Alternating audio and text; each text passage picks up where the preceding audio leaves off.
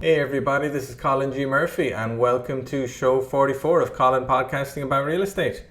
My guest today is Christina Walls and we're talking about how she achieved financial freedom with land flipping. She's an expert on land flipping and creating seller finance income streams from land flipping, and as any listeners who've listened to the last 5 or 10 shows will know, that's a subject that I've been studying very closely myself, not just studying but taking action on. I've already mailed several thousand people that own vacant land in the Tampa Bay area, and I'm in negotiations to buy multiple vacant lots at the minute. So it was a pleasure for me to be able to chat to somebody that's a few years ahead of me in the land game. And Christina's got a really compelling story. We really dig into her early life, traveling around the US and kind of working in retail jobs through most of her 30s before she kind of took a decision to change her life with real estate, attending local RIA meetings, meeting up with people that offered coaching on land investing, and she really hasn't looked back since then and has achieved pretty impressive scale in the last 3-4 years through her land business. So she's achieved a remarkable amount, consistently doing kind of 6 to 8 deals every month, many of which create income streams. And I think her business is fantastic, and she's done it without a huge amount of staff. She runs a pretty lean operation and just kind of digs into how it's changed her life for the better, and how she loves hanging around and networking with other real estate professionals. And great story to tell, really nice person. I think you're going to enjoy it. I certainly did. And that's kind of it from me. I mean, let's head straight on over to Christina and see what she has to say. Christina Walls, welcome to the show. How are you doing? I'm doing good. How are you? I'm great. I'm delighted to have another land investor on the show, because I've been telling my audience over the last few episodes that I've been digging into it myself and I'm learning a little bit about it. So I'm looking forward to learning more from an experienced investor like you. But before we dig into all of that, can you tell us a little bit about, where you're from and where you grew up, things like that? Sure. So I was born and raised in farm country, Ohio, just south of Columbus, a little area called Circleville, which is known Okay. for pumpkins. Okay. And so I grew up there, but then after high school, I started college, and then I just left college because I felt the desire to just travel around the United States. So all through my 20s, I lived Arizona, Montana, Vermont, and I would ski, snowboard, take bicycle tours, and just kind of live my life and enjoy my 20s. Yeah, sounds like you did. And That's fun. it was fun. It was I wasn't interested at all about making money at that point. I just wanted to live my life. Well, yeah, life is for living, right? And it sounds like you had a good balance. I guess you had a relatively frugal lifestyle, but you had a lot of experiences and earned where you needed to earn. Indeed. Yeah, I would roll into town with $200 and look for a room to rent. Wow. Okay. So well, okay, well, why not? Hey, if you don't have any responsibilities, you're 24, 25. I mean, Right. yeah, I was broke for a lot of my 20s as well, and had a lot of good experiences too. So what did you do after that? In your 30s, did you start working a normal job, or did you go straight from the kind of carefree 20s into being a land investor, or was there something else in between? Yeah, no. So basically, through my 30s, I was married, raising a kid. Wanted to, I had just, regular retail jobs, but I had always wanted to have my own business because I saw the potential for not having a cap on my income, and that appealed to me. And I always wanted freedom, to be able to do what I wanted, and to just, I don't know, my son was young. I wanted to make sure I could go to all of his games and, just be available to him. So originally in my 30s, I had started a service industry, a cleaning service in the Orlando area. And it, everybody needs cleaning. So it went Yeah. pretty well, but it was not my passion, and it was kind of taxing, Hmm. and running crews and dealing with property Sure, there's a lot of staff managers. turnover as well in that gig, right? Well, until you figure a few things out, yeah, it is, but Okay. it's always babysitting. And it was just, I was like burnt out for years, and I wanted to go into investing, but like, I was thinking I don't have the money, I don't have the Mm. education, I don't know anything about it. And, I'm running my son went to a private school, so there was like no buses, and, I'd take him everywhere, take him to his sports. And I just knew that I needed to wait Hmm. until he was driving. Yeah. So at 15, I'm like, boy, you're getting your permits. Yeah. My kids are a bit younger than that, but I have friends with those kids that are just learning to drive, and that's a big deal, not having to act like a taxi driver, 5 days a week anymore. So yeah. Yeah, indeed, indeed. So how did you start investing in land? Where did you hear about it at all? Was it some random advert? Was it a recommendation from a friend? How did it start? So I had joined when my son started driving. I had joined the local RIA, CFRI in Orlando, Central Florida Okay. Real Estate Investors Association, because Mm-hmm. I didn't quite know where I wanted to go in investing. Everybody was like flipping houses and buy and holds and all of that, but I just did not know what I wanted to do. And So I when said, was this? Can you give us a bit of context? Was this 5 years ago, 10 years ago? When was it? for about 4 years ago. Okay. So yeah, at about 4 years ago, I started going to the classes. I started listening in, and I had paid a mentor to help me, learn how to do some investing. But it wasn't like I needed more like step one, step two, step three, not just call me when you have a question. I was like, I don't even know Yeah. what to ask. Yeah. So I felt kind of lost in that. And then the meetings were kind of like, it, it wasn't what I needed at that time. So I kept going to the classes. And one day, a man named Jack Bosch shows up at the local RIA talking about flipping land. And I'm Hmm. sitting there in the class, and he's talking about being able to do it remotely, which appeals to me. I like to Hmm. travel. He talks about not needing any money up front because you wholesale. He was just talking about his program, how it was step one, step two, step three, and it really resonated with me. And there was a couple sitting in front of me, which to this day, we were out to eat last night. They had just done their first deal in land, Okay. and profited like 23K. And I was like, if they can do it, I can do it. Yeah. Some serious And money. it was, yeah. And so I signed up for the program, and I was ready to commit. I was like, I'm gonna do this until I figure it out. And in 30 days, I did my first deal, wholesaled a piece of land, made $8,000. And I was like, Wow. that was really easy. Good you start. know? 30 days. So That's quick.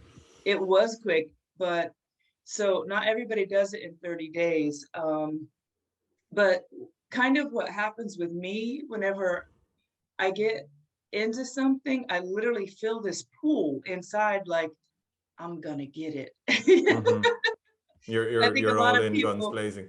yeah, that's right. And I think that sometimes early on things, I don't know if you've ever read The Alchemist, about how things just work out when you first start out. And it's kind of like that's the destiny, that's the road. And things just fell together for me. I just kept plugging away. I kept learning. I didn't give up.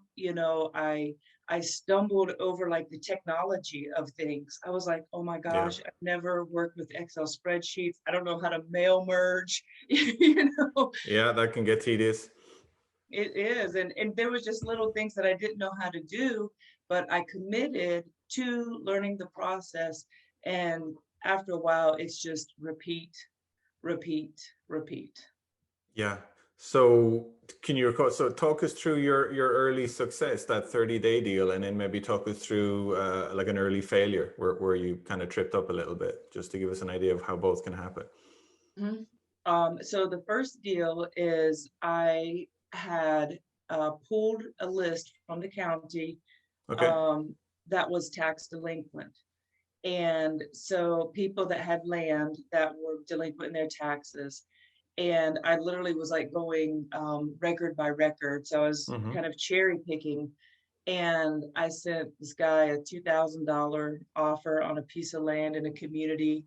And he responded, "Is this a scam?" Mm-hmm. And I said, "No, it's not a scam. I want to buy your land." And so he signed the contract, sent it back to me. And then I reached out to the neighbor and asked if they wanted to buy the parcel. And the neighbor was, "Yeah, we do. We've been wanting to buy this piece of land for our daughter." And I was like, score. Right. So I'm brand new to contracts. And was the I original seller from out of town, the one that sold it to you for 2000 that was delinquent? He was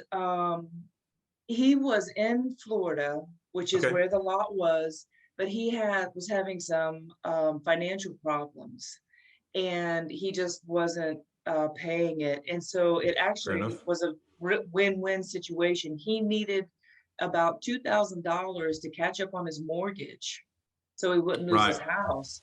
And Yeah. so I just came at the right time. And that's really how it goes. You show up at the right time.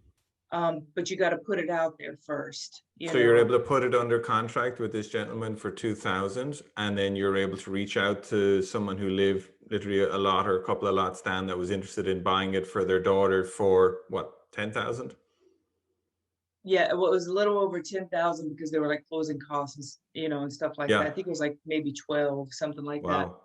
And literally in 30 days, we were at the closing table. So how did I mess up on that one? So I'm brand new at writing contracts. I had the buyer as the seller as the buyer. The contract Okay. was all messed up, and the buyer is like, "I'm not the seller, I'm the buyer." And I was like, "Oh my gosh, I am so sorry. Let me just, and I wasn't trying to like be something I wasn't. I was just like, Yeah.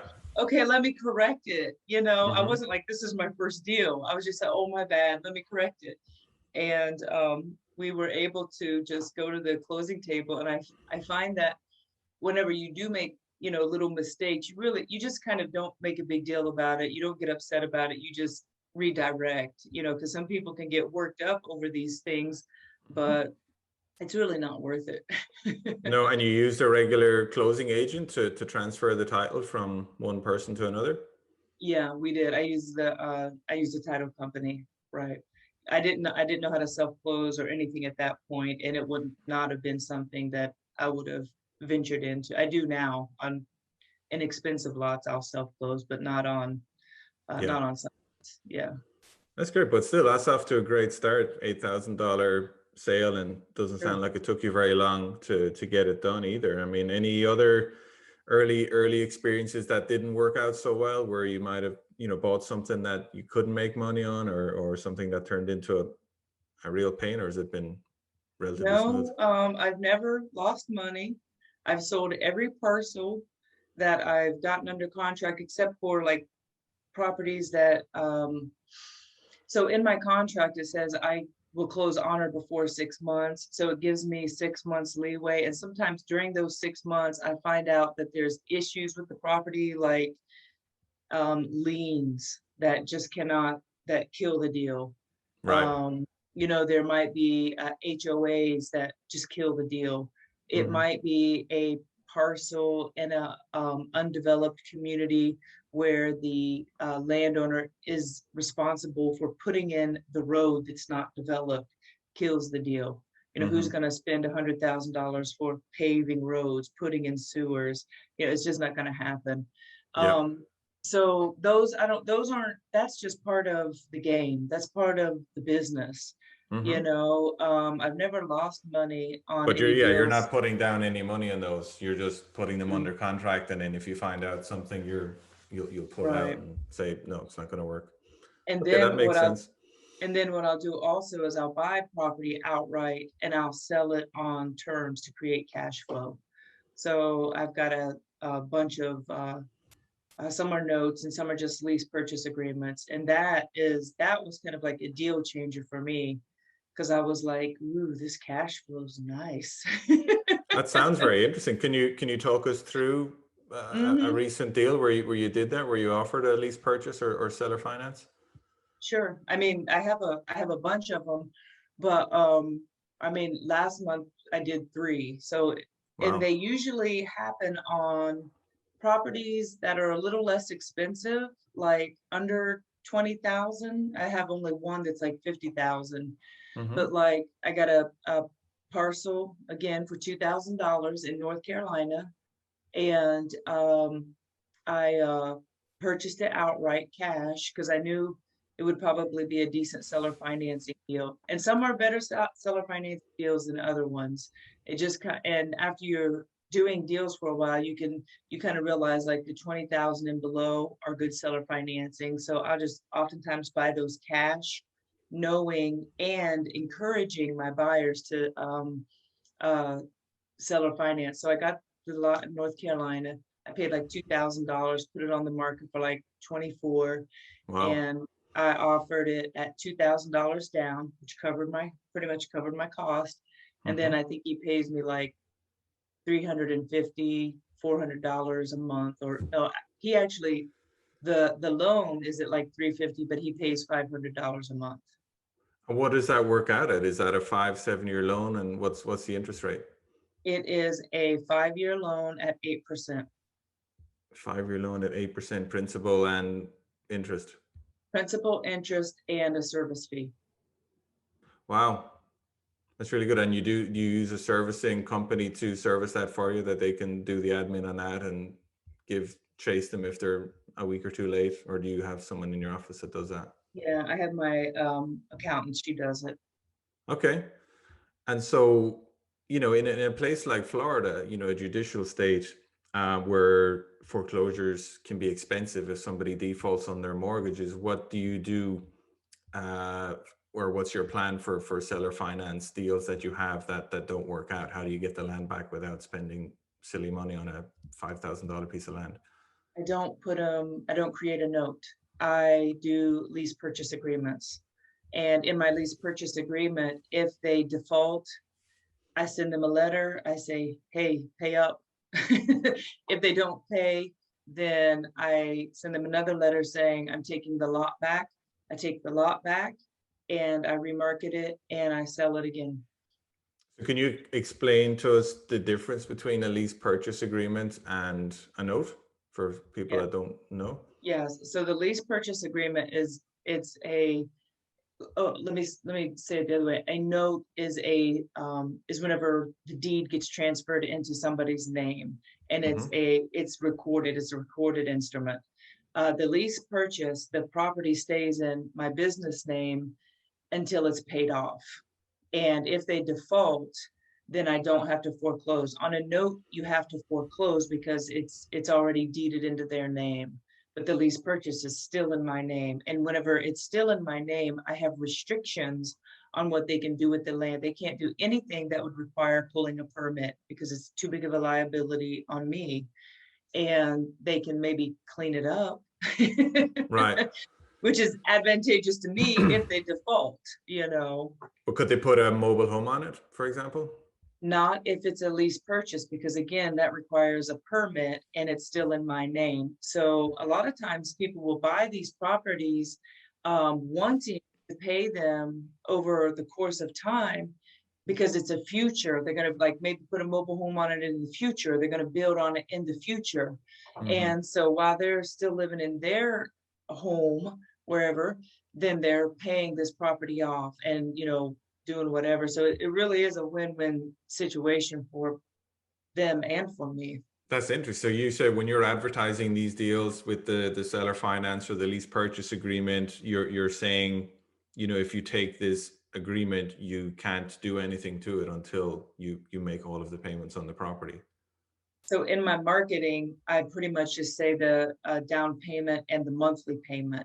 When we start talking about it, like when they start, showing interest, Hmm. that's whenever I disclose, you can't build on it until, it's in your name. And to be quite honest, it's it's never been a deal breaker. Okay, that's fascinating. I didn't know that. Yeah. So that's just very, so Hmm. these people are happy to pay the deposit and pay you every month until it's paid off. And then once they have that free and clear, then yeah, they can transfer. So you have how many, so you have a bunch of different income streams like that, where you typically get your capital back from the deposit and then you're just getting your three, four, $500 a month that's in Yeah, your bank every month. that's the goal. I have a handful of less expensive properties where it's like I'll buy them for like 500. So the down payment's 500 and it's like 120 a month up to like $1,000 a month. So there's a range Hmm. of prices, but I mean, you begin to accumulate them, and at this point, they cover all of my expenses and my lifestyle. So that's not a bad thing. No, it sounds fantastic. So what kinds of people are selling you their lots in the first place? You mentioned one guy who was a little bit behind on his mortgage, or other lists that were, behind on their property taxes. What's the typical profile of buyer that you target in your marketing? Or sorry, seller. So I don't specifically target anybody because I get a county list that has thousands of records of land owners, and I don't know their situation. So I do kind of mass mailing, somewhere between at around 7,000 neutral letters a year, which is just an inquiry saying, hey, landowner, do you want to sell your land? And Hmm. if they do, they call us and we do a offer. So frequently what it is people who have inherited a lot that they just don't care about, like their Yeah. grandparents gave it to them. Hmm. Sometimes there's a divorce, sometimes they're older and they have just sat on this lot for like 20, 30 years Yeah. and they just don't want it anymore. I mean, I do get cursed out because people don't like low offers because I do give low offers, Hmm. but that's again, that's just part of it, part of it too. Yeah. Yeah. It is, and I've been getting a few of those people contact me as well, and it's you got, I've got a thick skin anyway, so I don't Yeah, care. me too. I'm like, So whatever. yeah. Okay, so so you're targeting, you just send out mails every week or every month and neutral letters. That's interesting. And then when you negotiate a good price where you're under discount and you're giving yourself 6 months to close on the deal, so you have lots of flexibility, how do you sell them? Because I know if people just put it a lot on the MLS, it can sit there for a very long time, 6, 9, 12 months. How do you sell them so that you can do it a little quicker than that? So I buy and sell at a discount. So my lots are oftentimes more attractive. They don't, I mean, right now land is selling so fast, it's hard for me to keep up my inventory. Like we did like Mhm. 7 deals last month, and I'm like, we need more inventory, we need more inventory.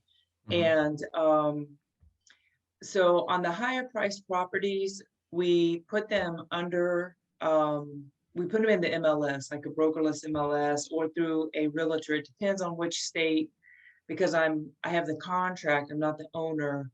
So in Florida, you have to like put it through a realtor, brokerless, or like a flat rate fee MLS. They won't allow it in Florida, but some realtors will put it on there. So the more expensive ones we put on the MLS at a discount.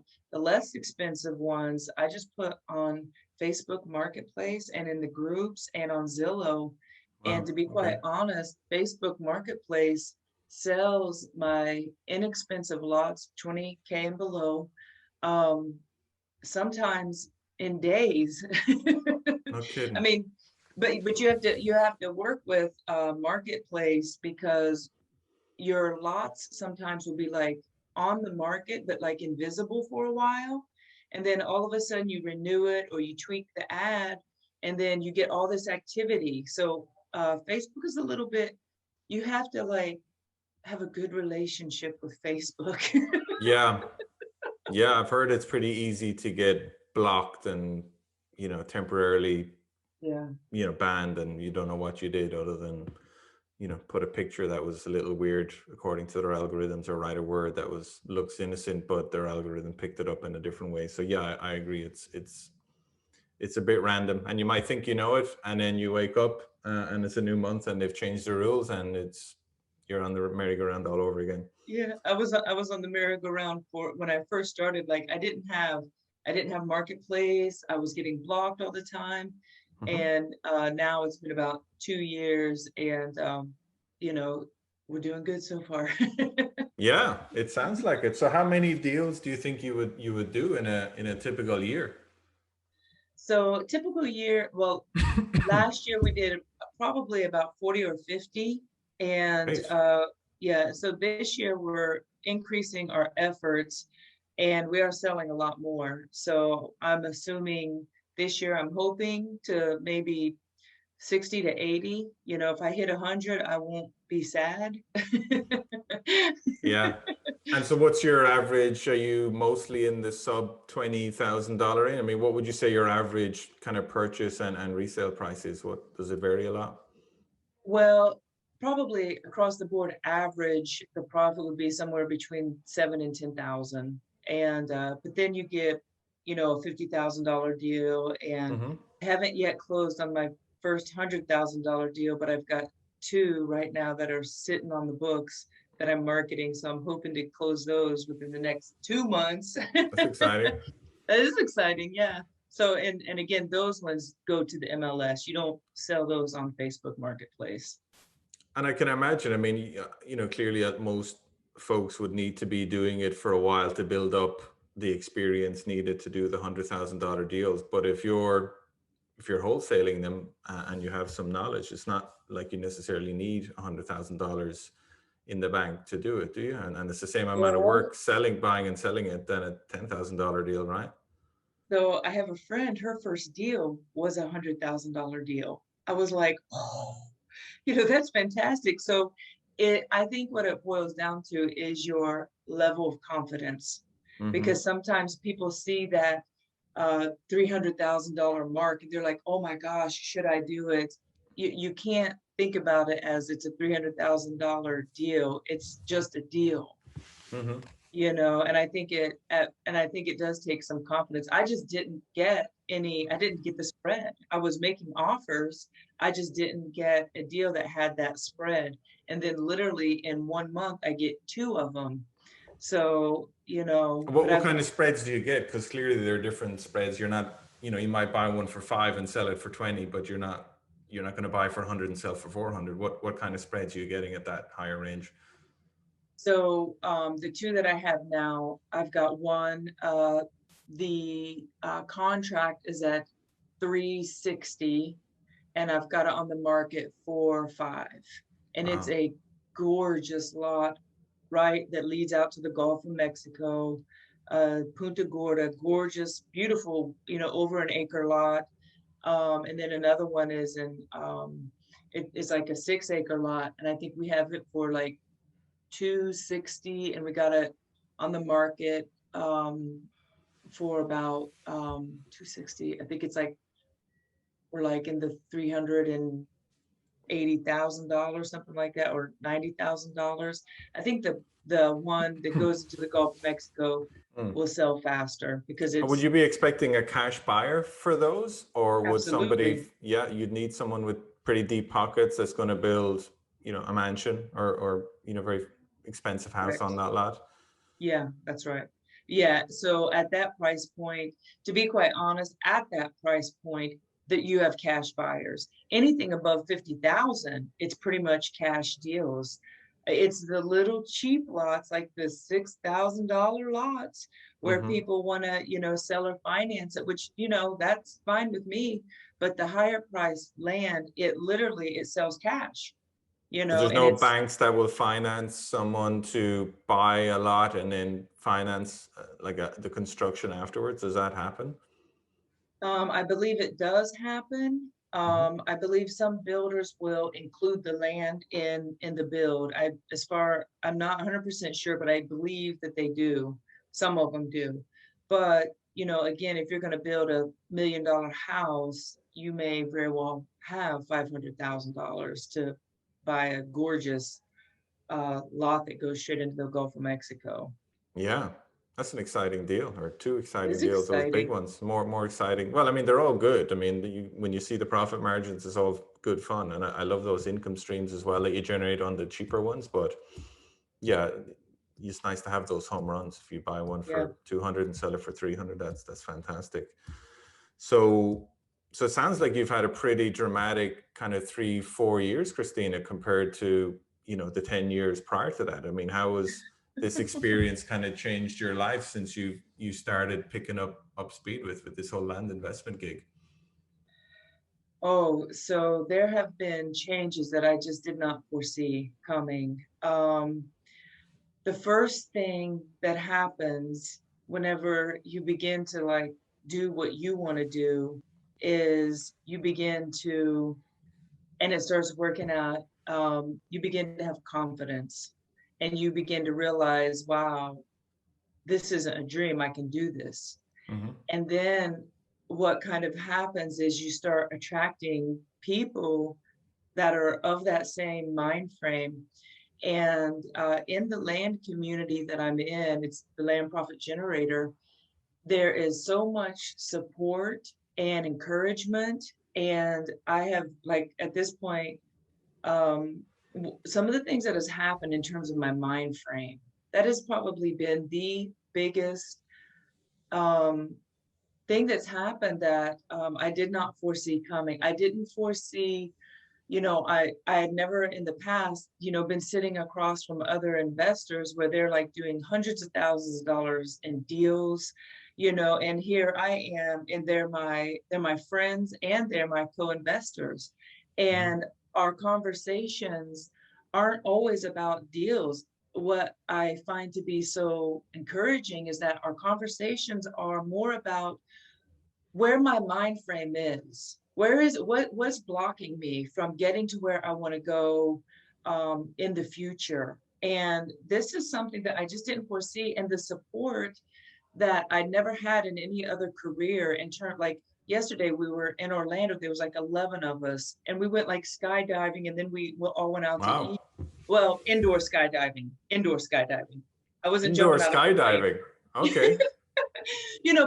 But it's a community that I've never had in a career where it's like we help each other. You know what I'm saying? We have like little masterminds. We're not calling them masterminds. You know what I'm saying? We're just getting together and we're talking about our businesses or what we're doing in our lives. And again, the conversations always go back to that mind frame, Hmm. which if you have a lack mind frame and you don't have an abundant mind frame, if you feel like you can't do things, then you can't do things. But once you start breaking through some of those barriers and you start addressing, oh, well, I was raised this way and I was taught this thing, and you Yeah. start kind of recognizing the lies that you've been telling yourself and you've been living under, all of a sudden the top comes off and you're like, yeah, I can do $100,000 deal, or I can buy income producing assets. I don't, I can do all of these things. And so for me, the journey has really, the best part, I mean, yeah, making money is great, but the best part of the journey has been the connection with the people in the group, meeting other investors in general, and Hmm. just the personal growth that comes from you just going after and creating the life that you want. And that's what Hmm. has really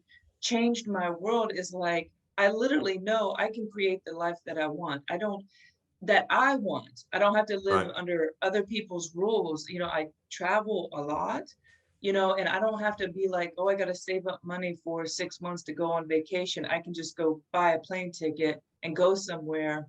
And, I can travel and do things that, I didn't even believe I could do before. Now it's not an issue now. It's just how my life is. So Yeah. that's pretty amazing when you think about it.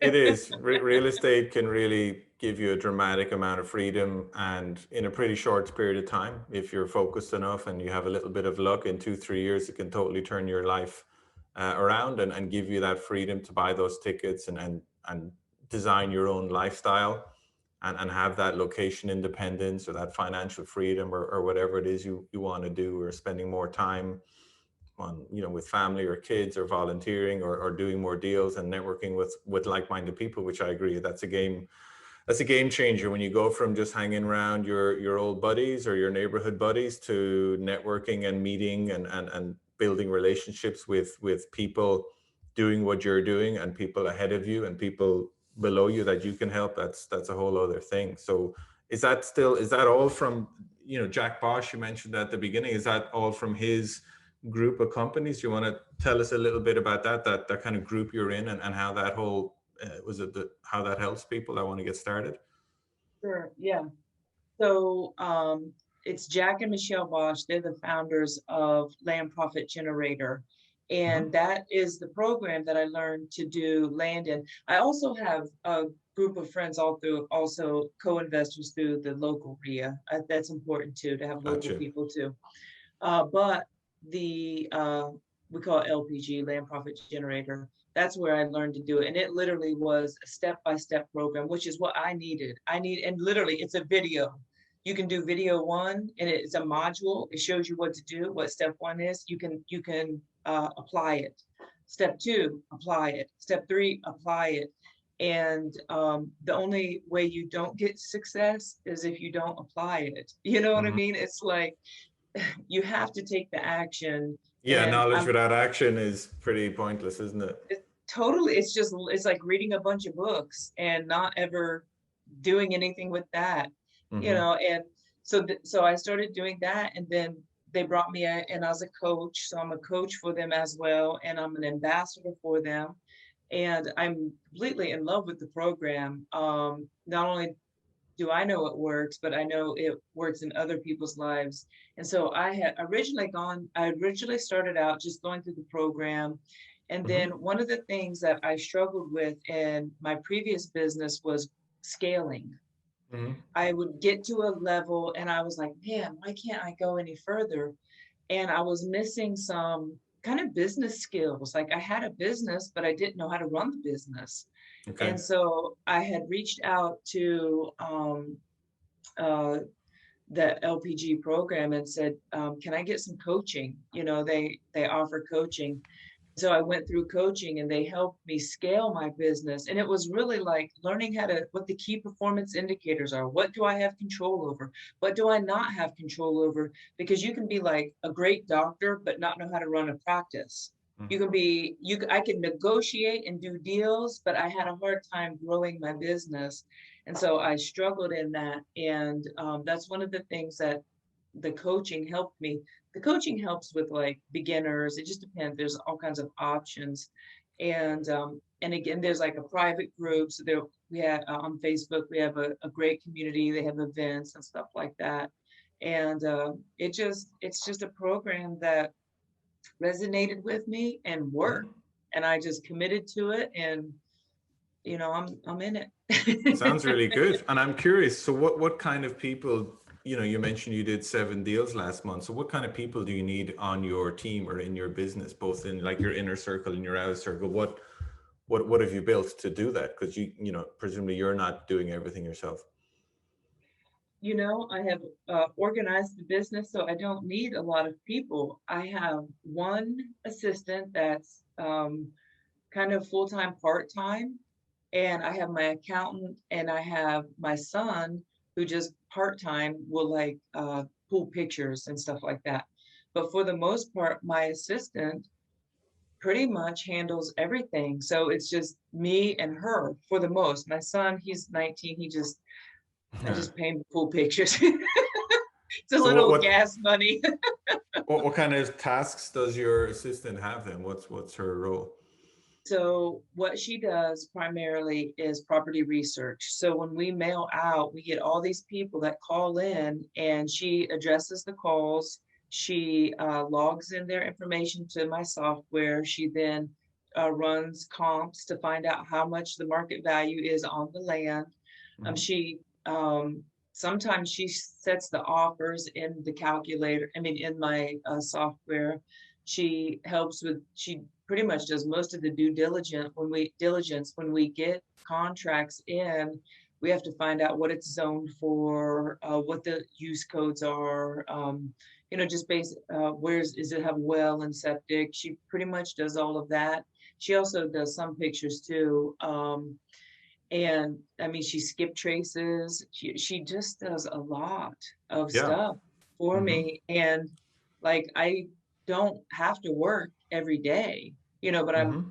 I am probably a serial entrepreneur. I'm always working on other streams of income. I'm always working on projects. I have a little hard time after about 3 years doing the same thing. So I'm Uh-huh. always kind of I'm always like, Need a I need to pivot. add another stream of income. Yeah, I hear you. One thing I'm curious about, I know on the public records you can look up a lot of stuff about the zoning codes and maybe even if it's on well or septic, but how do you actually get eyes on a lot to see if there's a big, you know, it's like a septic tank on it, or if there's a big, bunch of rundown mobile homes that need to be towed away? How do you find out what kind of condition the actual lot is in that's not full of tires or whatever? I mean, what do you do to get that information? Google Earth. Just Google Earth, just look Yeah, at the so dates and take a yeah, and also once you put your properties on the market, the people that are looking at them, they'll be like, "Oh man, there's like a bunch of junk on this land." Also, if I send neighbors letters out, and the neighbors will call me because I don't go see these properties. I mean, I can buy all over the United States, and I buy. My main hub is Florida. I primarily work in Florida, but I do buy all over the country. I do not go see these parcels. mm-hmm, So when they are purchasing, I have a disclaimer that says that they've done their due diligence. They know what it can be zoned for. mm-hmm. So I use Google Earth and I just kind of check in on the lots. And some of them you can't really check on. But again, you've got eyes. The people that are interested, the buyers, they drive by and they'll call you and they'll tell you what's wrong with the lot. And the same with the neighbors. The neighbors will call you and be like, "Oh my gosh, I can't believe you're going to sell that piece of junky land. It's got like a sinkhole in it." Yeah. So Have you ever got then, a lot under contract and somebody told you there's a bunch of people living here that you didn't know about? yes. So I had this beautiful 5 acre lot, and it sold from a sign in the yard in like a few weeks, and it was about Mm-hmm. a 50. And I on that property I probably made about 34K on it. Nice. So the owner was she inherited it. There were three um, homeless camps on this property, and she didn't want to mess with it.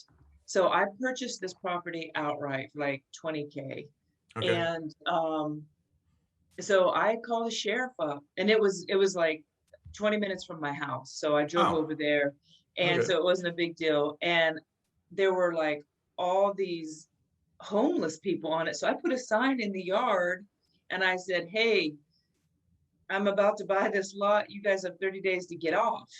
Mm-hmm. And they ignored it. Um, I buy the lot, the deed's in my name. I call the sheriff, and they got him out. Gotcha. And it was a homeless drug camps, and they like actually arrested people that day. I was like, oh my gosh, Right. but yeah. But you're right. Yeah, worst case scenario is you can get them evicted or I don't Mhm. know if even eviction applies if they've got tents there. I mean, I guess maybe it does, but either way, it's in Florida. Certainly, it's just an extra month or two and not that big a deal. Well, for the county that this was located in, it was actually they were trespassing. Mm-hmm. So there was no, all I had to do was call the sheriff, and they actually had to go back twice. And the people that had purchased it, they wanted to walk it. And I was like, well, we don't want to walk it until obviously the camps are off. We don't know Mm-hmm. what's going on in there. But I mean, yeah, it was, I mean, they were like established camps. Yeah. Hey, that's why you made $34,000 on it. In the end, it's just a few phone calls with the sheriff and a month of waiting, but no big deal. I mean, if it had been a nice clean lot, you might have made a 20,000 profit. So I mean, taking on that hassle is worth the extra $14,000. Why not? It's not a big, especially if you've already got a few deals under your belt. That's just no Yeah, biggie, right? yeah. So yeah, I love that. That's a funny story. So we're going to wrap up soon. This is a lot of good stuff here, Christina. Have you any final advice for folks out there that are looking to get started in investing, that want to start building those passive income streams that can, put their life in a different direction? Yeah, I would say choose a niche, Mm-hmm. and commit to it. You know, not just commit to it, but like commit to it until you're successful. Be willing to overcome the obstacles. Be willing to go and so I'm a huge proponent of creating the life that I want to live. Mm-hmm. And if you want to use real estate for that, it's a great avenue, but you have to learn new things. You have to get out of the comfort zone. You can't just it's just not going to fall in your lap. You have to learn new things, learn new skills, and you have to get in. I think getting into a group of people of like minds is just an unbelievable way to go about things. Mm-hmm. Yeah. And if you're interested in land, then I think you have the link, don't you? Probably for learning how to become a land investor. It's Well, give it to me land again. Where flipping. should people go? So if they're interested in learning how to become a land investor through the Land Profit Generator, it's www.landflippingfund.com. And that'll just take you to a link just to get you hooked up with the LPG program, which in my opinion, I'm a huge fan. Yeah, I can tell, and look, it's worked out great for you. And what if people want to get in touch with you? Are you on social media, or do you have your own website that people can find out more about you or reach Mhm. out to you directly? Sure. So Facebook, Christina Walls. The picture looks like me. I'm not catfishing. Okay, Also, Instagram, Christina underscore 13 Walls. I have a website, Christina Walls Be Inspired. Probably the best bet would be Facebook or Instagram. gotcha. And I'll put those links on the show notes, Christina. Thanks again for your time. I've really enjoyed chatting with you and learning about your journey. All right. Thanks, Colin. I appreciate having me today. So there you go, folks. That was show 44 with Christina Walls. I hope you enjoyed that little deep dive into her land investing business. I thought it was fascinating that she's buying land in Florida and lots of other states and doing multiple deals every month, creating multiple different types of income streams, as well as just straight up profits from fix and flipping. It's fascinating how she's moved up from $2,000-$3,000 lots to $100,000-$300,000 lots. There isn't a huge amount of difference in the basic premise of how they work and how the paperwork is done. It's more of a mindset thing and a capital thing, but really great story. It's given me some more energy to pursue my own land investing side of things, which I was already excited about, and I'm even more excited about now. I'm still doing some regular residential fix and flips. I've 6 projects going on at the minute, so that's keeping me pretty busy as well. 2 or 3 of which I'm going to be keeping as rentals to my own portfolio. You still can't beat, buying a nice suburban single family home, putting it on a 15, 20 year timeline and paying it down and earning a few $100 a month in the meantime, and then increasing that to a couple of $1,000s a month once they're paid off. That's still a great string to have on your bow. But I'm looking forward to doing my first few seller finance resales just to see how those income streams, those $200-$300 a month coming from a land contract, that's really exciting to me, and I'm looking forward to it. And other than that, keep an eye on my website, colininvestments.com. You'll see lots of information there, reports, videos, audio on the podcast. You can join my mailing list. You can schedule a call with me, either a quick 20-minute chat, or if you want a longer kind of 1 hour coaching session, I do those as well. If I have times available, just go and have a look on the website and you'll see that. But otherwise, thanks for tuning in.